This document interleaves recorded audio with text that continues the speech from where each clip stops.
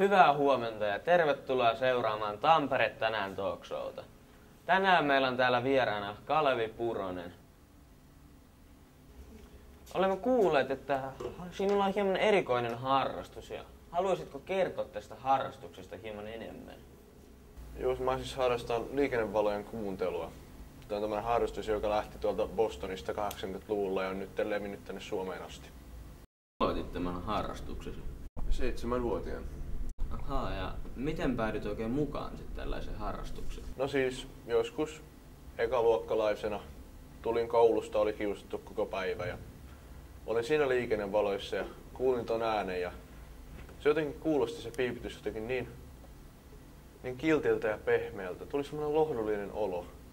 Niin mä tavallaan sitten jäin siihen koukkuun. Onko teillä sitten jotain yhteisiä tapahtumia? Siis tosiaan meillä on kerran vuodessa tällainen isompi tapahtuma, jossa kaikki keräännytään yhteen ja esitellään toisillemme äänitteitä oman maamme liikennevaloista.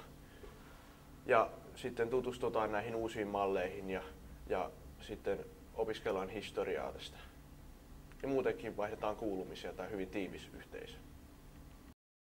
Tänne Tampereen kesäiseen urbaaniin sykkeeseen.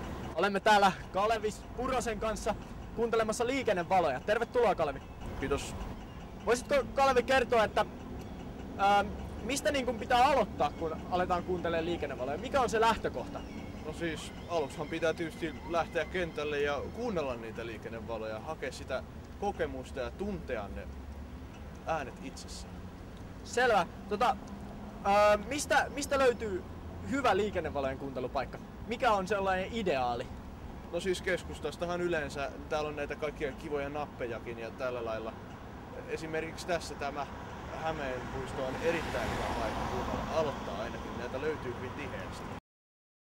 Joo, siis tää on tää Prismatechnicin uusi malli, MM2011, tässä ei ole nappeja eikä mitään, tää on oikein hieno peli.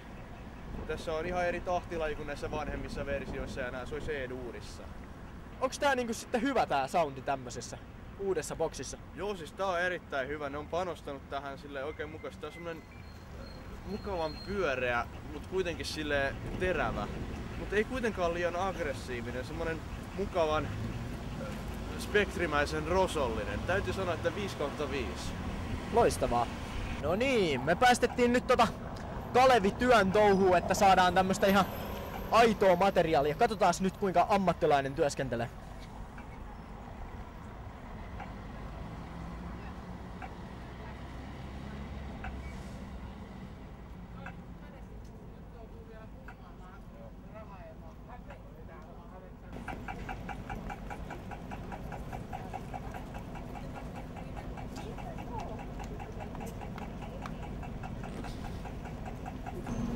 Terve, Kalevi. Surullista.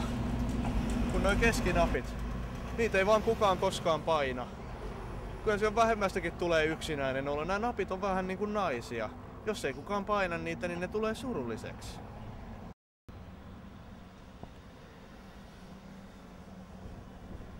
Jaha, nyt taisi löytyy joku harvinaisuus.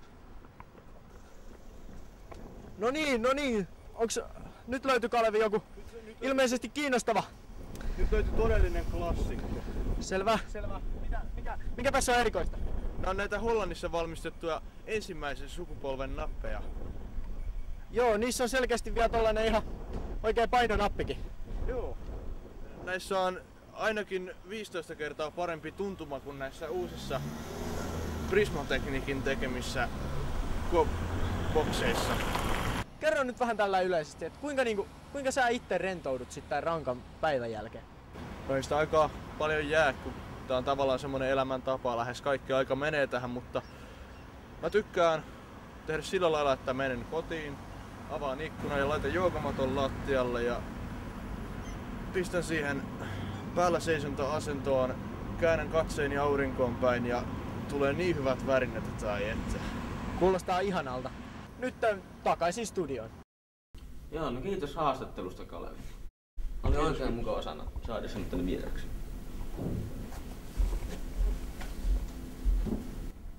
Kiitos seurastanne ja me tapaamme taas ensi viikolla. Ja siihen asti näkemiin.